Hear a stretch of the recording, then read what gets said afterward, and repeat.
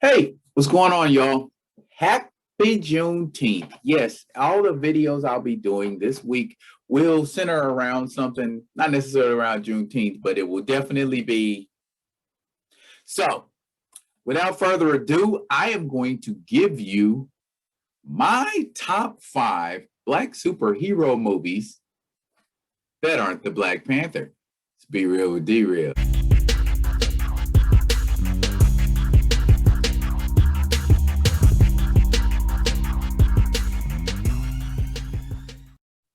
What up, what up, what up? It's your man D Real, and entertainment is what I do. Welcome to another Be Real with D Real. I'm chilling here. It's Juneteenth. I'm happy to be free.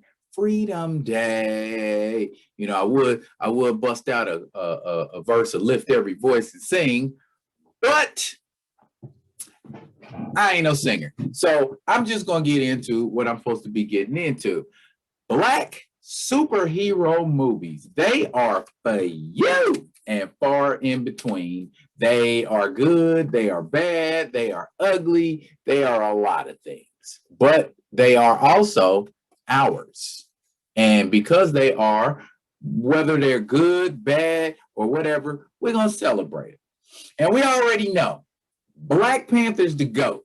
Period. Until something comes along and bumps it off. I mean, it made billions, literally billions. So that's why I specified, not no knock or disrespect, but you still need to recast T'Challa, and I'm gonna keep on saying it. But it's the also rans. You know, we know Black Panther's #1. So who else is there? Is basically what this top 5 is. So this is my top 5 movies, Black superhero movies, that are not Black Panther. Now, at the top of my list, number 5 is Blank Man.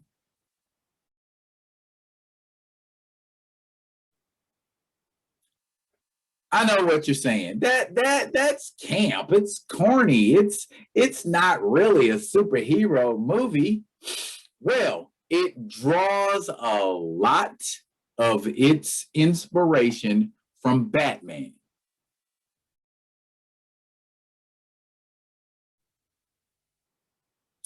No, not that Batman. That Batman.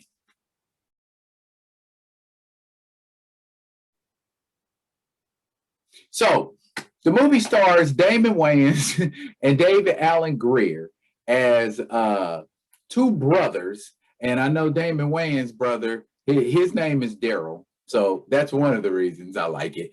But he decides, because he sees all of the injustice and corruption that's going on in his neighborhood, and of course decides to become a superhero. He does that using ghetto style. As you can see from his costume, he's a little bit bargain basement, low budget. This movie was released in August 19th of 1994. It cost 20 million to make and had a worldwide gross of about 8 million. So not a commercial success, but definitely a cult success. So moving on. Moving on, in my number 4 slot is Meteor Man.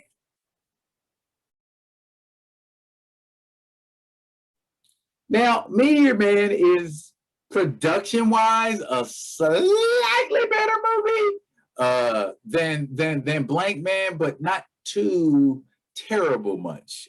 It tells the story of Jefferson Reed, a school teacher who gets hit in the face by a meteor, and it gives him superhuman powers. But he's scared of heights, so he won't fly very high. He just stays at street level. He too is running into the same situation as Blank Man. His neighborhood is corrupt and rotten with crime from a group of people called the Golden Lords. They look like a bunch of Kanye West clones. But there's this one who is the main leader, and they call him the Golden Lord. He somehow manages to get a hold of that meteor and get powers like Meteor Man, and they end up having it out in a interesting finale for a superhero movie that was made on August 6th in 1993. And it was also a movie where we saw the great actor James Earl Jones look like this.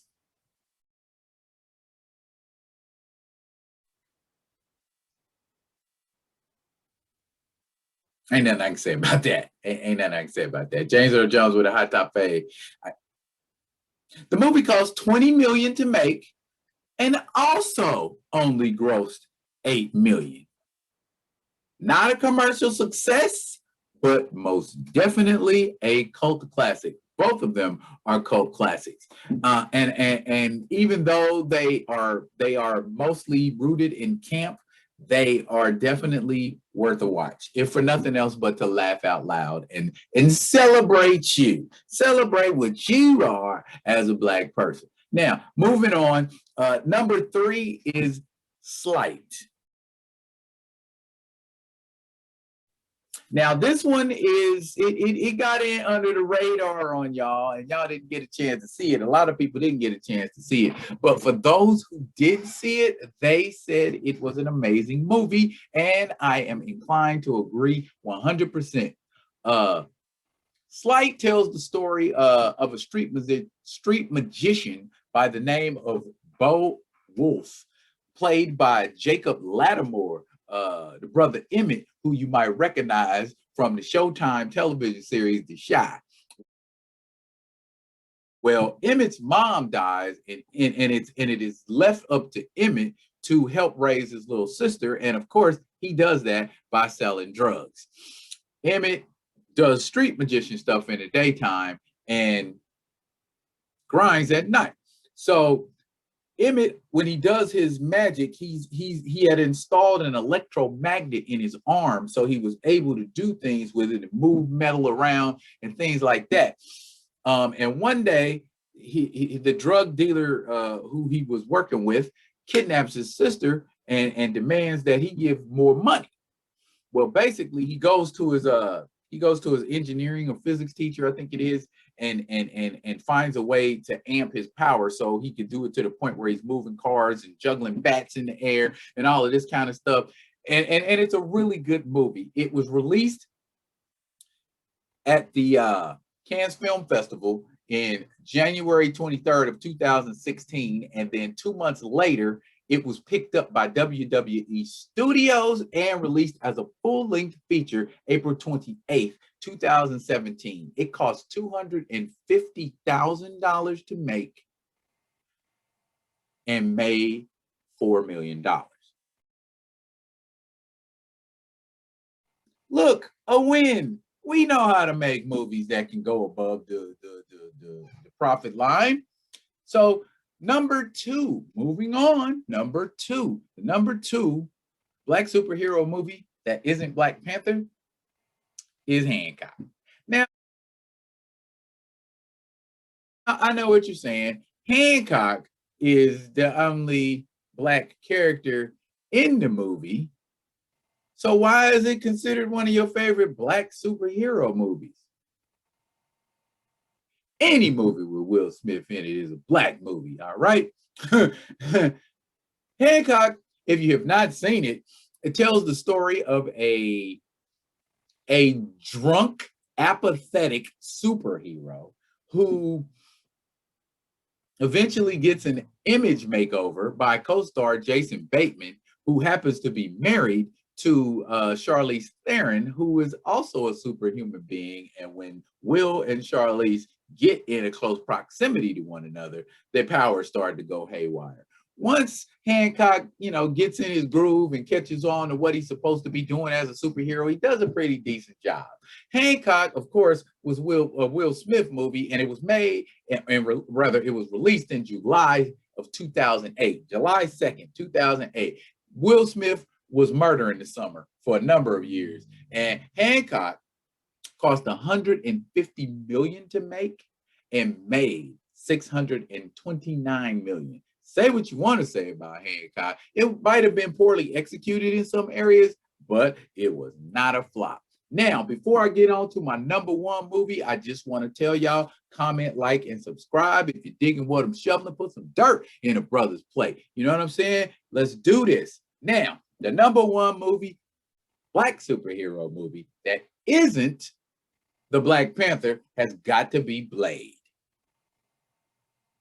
Blade, starring Wesley Snipes, N'Bushe Wright, and Stephen Dorff, tells the story of the C-list comic book vampire hunter from Marvel Comics who is on a mission to find the vampire who turned and killed his mother. Twists and turns occur. Blade was the first rated R superhero movie, or should I say the first successful rated R superhero movie, and it opened to a it cost $45 million to make and made $417 million, a success. And it single-handedly put Marvel back on the map and said, we are viable, we can make money for you, put us in the mix, and the rest was history. What do you think? Yay? Nay? Okay? What you say? How about it? Can you think of any Black superhero movies that ain't Black Panther that are better than what I got on this list? If you do, drop them in the comments. And as always, comment, like, and subscribe to the page to catch that new stuff. It's your man, D-Real. I'll be back with another one. Until then, be good and be good to each other, and happy Juneteenth.